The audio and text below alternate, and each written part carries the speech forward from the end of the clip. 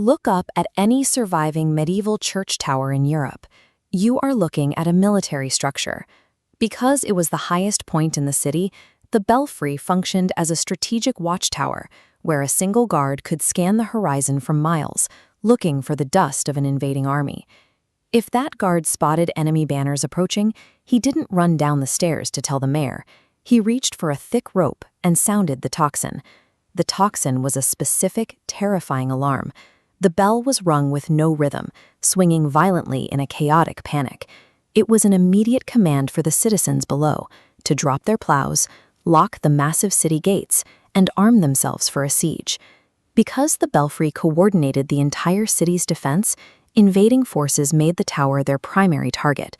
The moment they breached the walls, soldiers would rush the church and fight their way up the steps to seize the belfry. Cutting the thick ropes of the bell achieved an instant psychological victory. By silencing the tower, the invaders stripped a defeated community of its collective voice and its ability to act as one. But these armies rarely left the conquered bells in the tower. They wanted the raw physical material hanging in the rafters.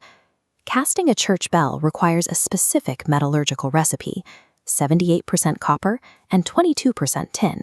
We call this bronze. The metallurgical properties required to project a clear note across a valley also allow the metal to withstand the explosive force of black powder. When a nation enters a period of intense conflict, the metal of communal peace becomes the raw material for its artillery. By the time of the French Revolution and the subsequent conquests of Napoleon, this process of melting down chimes into cannons had evolved into a formalized, state-mandated wartime tactic. This industrial appetite peaked during the First World War. Facing a severe shortage of copper and tin to manufacture millions of artillery shells, the German kaiser decreed that every bell in the empire was subject to confiscation for the war effort. To execute this efficiently, the state had to erase centuries of local history. Craftsman marks and sacred names were ignored. Instead, soldiers painted harsh, white inventory numbers directly onto the ancient metal, reducing masterpieces to mere scrap tonnage.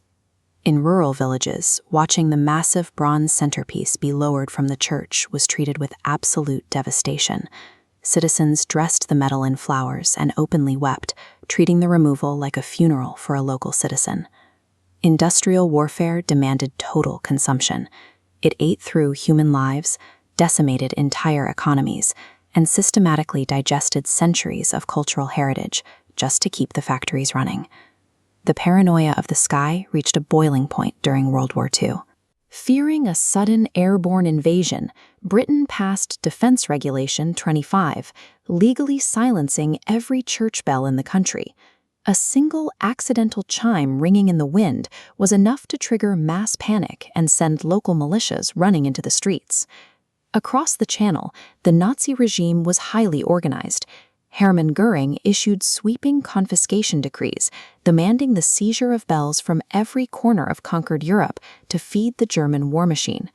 The sheer scale of this theft materialized in Hamburg Harbor, at a sprawling scrapyard locals called the Glockenfriedhof, or the Bell Cemetery. Over 90,000 confiscated bells were piled on top of each other, waiting for the furnace. The yard created a haunting acoustic phenomenon. When the harbor winds swept violently through the mountains of dark, stacked bronze, the thousands of hollow cavities resonated, creating a constant, eerie, moaning hum across the water. But across occupied Europe, people fought back. Priests and local farmers coordinated under the cover of darkness to lower their bells and bury them deep in the graveyard mud, or secretly brick them up behind fake walls inside the towers. They did this knowing the penalty for hiding metal from the Gestapo was a concentration camp or death. To them, these objects were captive members of the community that had to be protected at all costs. In August 1944, the tide of the war finally broke. Allied forces were rapidly approaching the outskirts of Paris. Inside Notre Dame Cathedral hung the massive Bourdon Emmanuel.